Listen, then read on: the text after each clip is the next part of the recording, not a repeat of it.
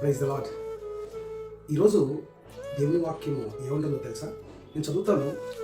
సామెతలో 4వ అధ్యాయము 23 వచనంలో అంటది, నీ హృదయంలో నుండి జీవధారలు బయలుదేరును, కాబట్టి అన్నిటికంటే ముఖ్యముగా నీ హృదయమును భద్రముగా కాపాడుకును అంట.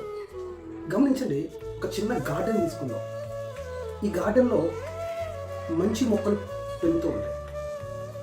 మనం వెళ్ళి మంచి మొక్కలతో పాటు ఈ కలుపు మొక్కలు, అంటే వీటిని పెంచాలని చూసామనుకో, ఈ కలుపు మొక్కలు ఏం చేస్తాయంటే మంచి మొక్కల్ని ఎదగకుండా ఇవే ఎదగడానికి చూస్తాయి. అంటే ఇది దేనికి సాదృశ్యం అంటే, ఇప్పుడు మనం శరీరం తీసుకుందాం. శరీరము ఇది ఆత్మీయంగా ఎదగడానికి మనం ప్రయత్నించాలి.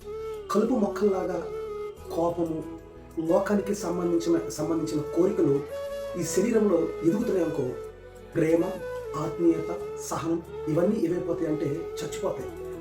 మనం దేన్ని ప్రయత్నించాలంటే విశ్వాసము, ప్రేమ, సహనము, ఈ బైబిల్ సంబంధించిన అన్నీ మన హృదయంలో ఎదగడానికి మనం ప్రయత్నించాలి. కానీ ఈ లోక సంబంధమైన కలుపు మొక్కలు అంటే ఏంటంటే కోపము, కక్ష, ఈ శత్రుత్వం ఇవన్నీ మన శరీరంలో పెంచకుండా జాగ్రత్తగా కాపాడుకోవాలి. అందుకే వాక్యం ఎంత బాగా చెప్తుందంటే, కాబట్టి అన్నిటికంటే ముఖ్యంగా నీ హృదయమును భద్రంగా కాపాడుకోవాలి.